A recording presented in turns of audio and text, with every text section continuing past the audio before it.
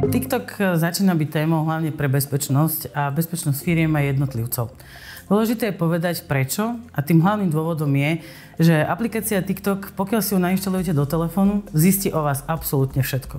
To znamená od vášho sociálneho správania, toho, aké aplikácie máte, na čo ich používate, ako dlho ich používate a na základe toho tvorí krásny psychologický profil toho jednotlivca a tým pádom, čo je najväčšou hrozbou, vie lepšie napríklad cieliť phishingovú kampaň.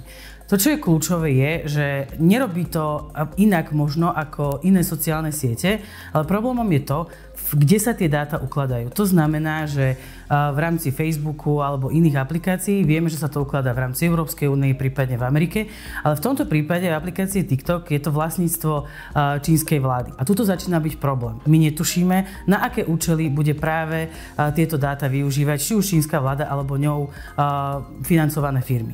Preto my tvrdíme, že zakážme používanie TikTok na firemných počítačoch a firemných telefónoch a hlavne z toho dôvodu, aby sme garantovali bezpečnosť svojich užívateľov a firemné know-how, firemné užívanie, pretože keď sa nainštaluje aplikácia do telefónu, tak zistí aj to, aké máte schôdzky.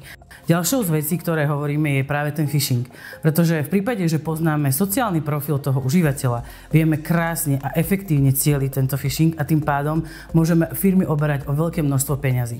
Tých dôkazov je príliš veľa na to, aby sme to bagatelizovali alebo sa o tom nerozprávali.